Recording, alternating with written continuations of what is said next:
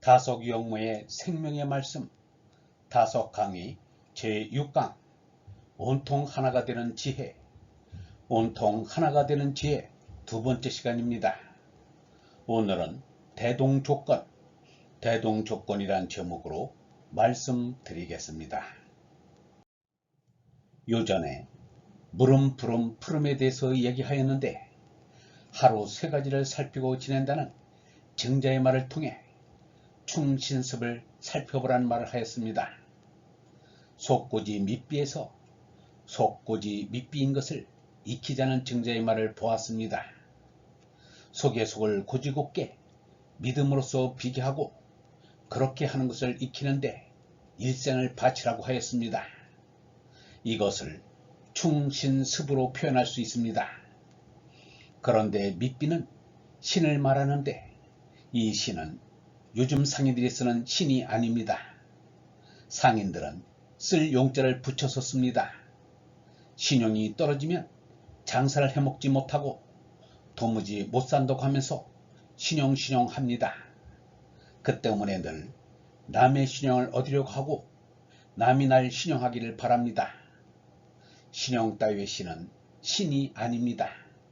밑비가 아닙니다. 충도 임금한 타는 충 따위는 충이 아닙니다. 속의 속을 고지곱게 언제든지 자기 속을 꼿꼿하고 바로갖게 하여 아무것도 들어있지 않은 이것이 속굿이 될 것입니다. 그리고 그 속굿인 것을 잊어버리지 않게 아주 익숙하게 하고 밑비를 영원히 떠나지 않게 하는 이것이 사람이 사는 본연일 것입니다. 이렇게 되면 정자 같은 사람이 됩니다. 정자와 같은 분이 되고자 한다면 이 충신습을 잘 알고 익숙해져야만 합니다. 사람이 다 익힐 수 있는 것은 아닙니다. 하느님이 더 익히라고 하늘에서 내려주는 것입니다. 충을 하지 않으면 죽인다든지 신이 없으면 장사를 할 수가 없다든지 하는 식의 충신이 아닙니다. 충하고 신에서 장사를 한다든지 차차 지위가 높아져 부자가 된다든지 또는 자기가 잘 되어 놀면서 산다든지 하는 것이 아닙니다. 무조건입니다. 하늘에서부터 올 때는 속이 맑게 비어서 고지곱게 생겼습니다. 속만큼은 이렇게 차려두어야 합니다. 뭔가를 담아둘 것이 아닙니다. 그렇기 때문에 잘 되겠다고 무엇을 도모하고 충과 신을 하면 안 됩니다. 신도 원래 말씀으로서 그 대상이 사람입니다. 사람하고 만나야 이것이 신이 됩니다. 그러나 신이 몇 사람만 만나겠다는 것은 아닙니다. 쓸 용을 붙여 쓰는 신용이 되어서는 안 됩니다. 밑비입니다. 밀고 나간다는 것입니다. 믿는다는 것이 밀고 나간다는 것이라고 말했는데 밀고 올라가서 밑이 터져 우러 올라가는 것입니다.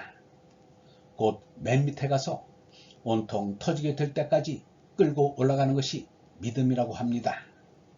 그래서 무조건이어야 합니다. 밑비라는 것이 신의 원뜻이라고 생각합니다. 속고지 밑비, 충신은 무조건이라야 합니다. 충을 안 하면 벌 준다고 해서 충하는 그런 것이 아닙니다. 돈으로 따지는 신이 또한 아닙니다. 신용이 떨어진다. 신용이 있어야 한다.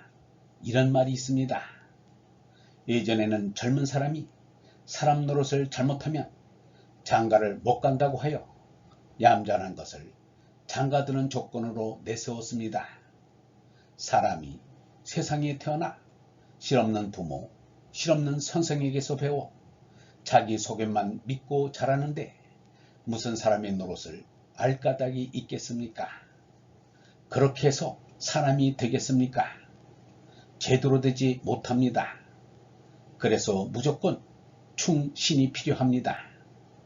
대동의 기운이 약간 있는 이 세상에서 뭔가를 가진 사람이 좀 더 어렵고 구차한 사람에게 무엇을 주겠다면 받는 사람이 무조건 받지는 않습니다.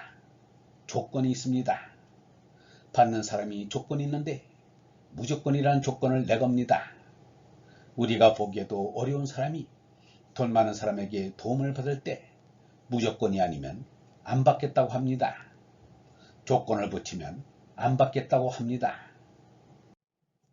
땅 위에 대동을 이루겠다는 데는 모르겠습니다만 국가 사이에도 무조건이란 조건이 아니면 안 받는다고 합니다. 조건이 붙으면 안 받는다고 합니다. 그러나 주는 데 앞서 반드시 조건이 붙습니다. 조건이 붙는 것은 여간 무서운 게 아닙니다. 여보게 돈 좀 꿔주게, 이러이러해서 돈이 필요한데 돈 좀 꿔주게, 이자는 얼마를 주겠네, 언제 가지고 오려나, 몇 월 며칠에 꼭 갚겠네, 다시 한번 생각해보게나, 원 사람도 그날 꼭 갖다 준대도. 이런 식으로 돈을 꿔줍니다. 그런데 약속한 날짜에 갚는 사람은 별로 없습니다. 그저 아쉬운 대로 갖다 쓰고 보자는 것입니다. 기한은 언제까지 할까? 기한은 얼마 안 됩니다. 그저 한 달만 돌려주십시오. 세상 일이 그렇게 말대로 되나? 기한을 좀 더 넉넉하게 잡지 그래. 염려 마십시오. 기한이 짧고 이자가 높아야 돈을 빨리 빌릴 수 있으니까 이렇게 말합니다. 조건이 너저분하게 붙습니다. 그리고 돈을 꿔줍니다. 이렇게 불리한 조건으로 돈을 빌려 가는 사람은 떼먹을 작정이 아니라면 멍텅구리입니다. 뭐가 뭔지 모르고 빌려갑니다.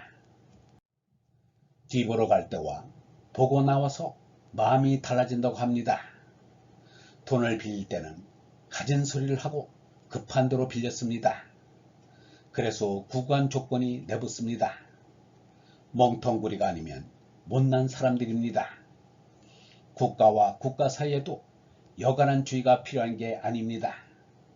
빚진 종이란 말이 있습니다. 국가 간에도 빚을 잘못 얻으면 나라가 망하고 맙니다.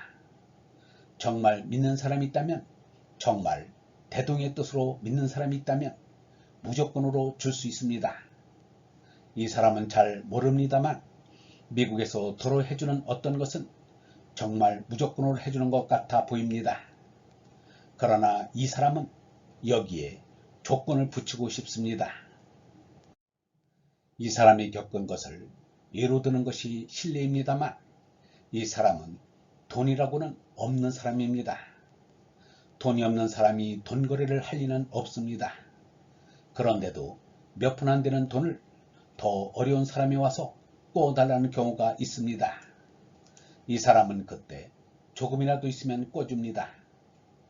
기한은 언제로 할까? 얼마 가지 않습니다. 한 달이면 꼭 갖다 드립니다.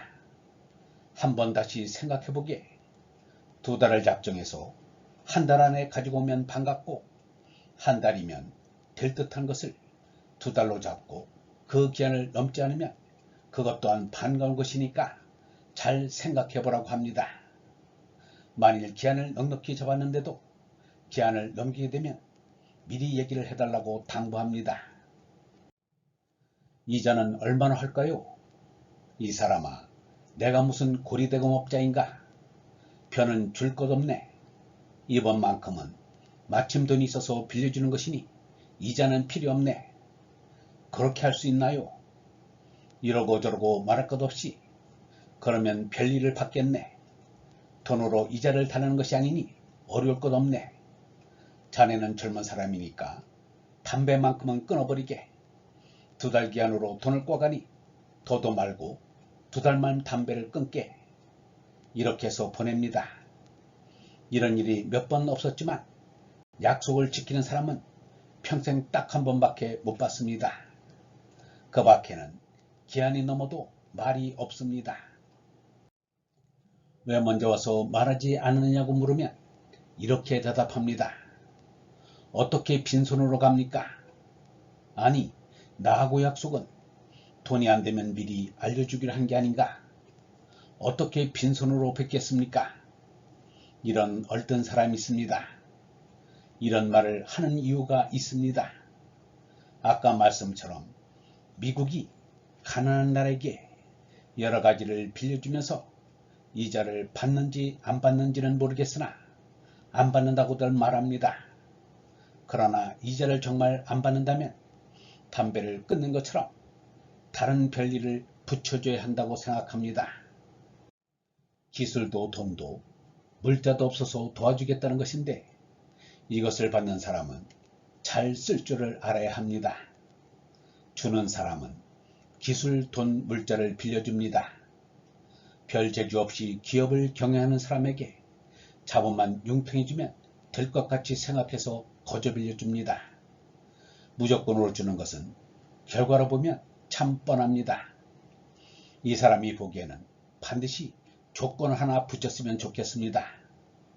밥을 얻어먹는 주제에 떡까지 먹여달라는 거저와 같이 너무 바라는 것인 줄 모르겠습니다만 물자라는 것은 그저 너무 내주는 게 아닙니다.